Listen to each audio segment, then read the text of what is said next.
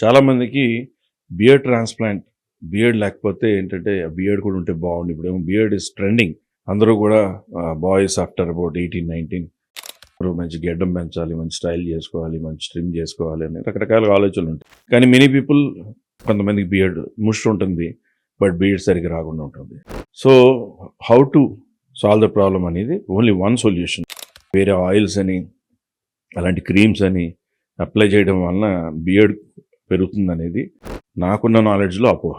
So సాధారణంగా ఏంటంటే బియర్డ్కి transplant only is a solution. అది ఎలా చేస్తారంటే ఫస్ట్ ప్రాపర్ మార్కింగ్, ఈ మీసం కిందకు వచ్చే చోటకి ల్యాండింగ్లా వచ్చి ఇక్కడి నుంచి ఒక స్ట్రెయిట్ లైన్లో వచ్చి ఏదో బియర్డ్ ట్రాన్స్ప్లాంట్ చేసినట్టు అనిపించేలా కాకుండా న్యాచురల్ లుక్ వచ్చేలాగా, అలాగే ఇర్రెగ్యులర్గా ఉండేలాగా.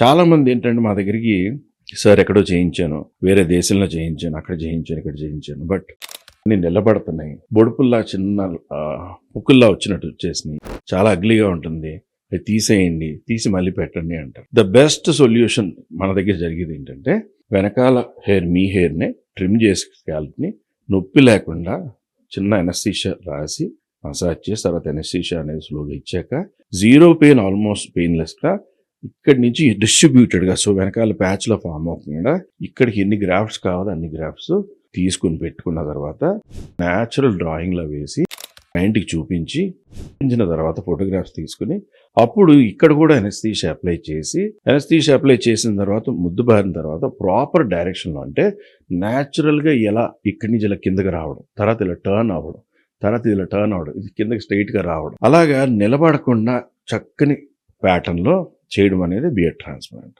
సో బియర్డ్ ట్రాన్స్ప్లాంట్ చేసిన తర్వాత సాధారణంగా అదే రోజే ఇంటికి వెళ్ళిపోవడం, తర్వాత రోజు నుంచి స్నానం చేయడం.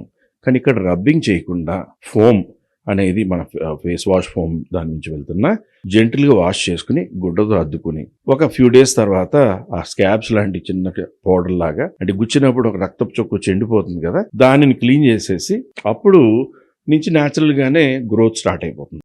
సో దాన్ని ట్రిమ్ చేసుకోవచ్చు, కొన్ని రోజుల తర్వాత షేవ్ చేసుకోవచ్చు. షేవ్ చేసినా కూడా న్యాచురల్గా హెయిర్ లోపల నుంచి పెరిగితే ఎలా ఉంటుందో అలా ఉండేటట్టు పెట్టడం చాలా special technique. So that is what మన దగ్గర జరిగేది అనమాట. సో బియర్డ్ ట్రాన్స్ప్లాంట్ చేసుకున్న తర్వాత ట్రాన్స్ప్లాంట్ చేసినట్టు తెలియకుండా న్యాచురల్ థిక్నెస్ ఎంత బాగుంటుందో అలా పెట్టడం, న్యాచురల్ డైరెక్షన్లో పెట్టడం, న్యాచురల్ ప్యాటర్న్లో రావడం అనేది చాలా ఇంపార్టెంట్. అది చేసేటప్పుడు ముష్ ఒకవేళ ఎక్కడైనా సన్నగా ఉన్నా అక్కడ కూడా అడ్జస్ట్ చేసి టోటల్గా బ్యూటిఫుల్ రిజల్ట్ వచ్చి ఇలా చేయడం అనేది బియర్డ్ ట్రాన్స్ప్లాంట్.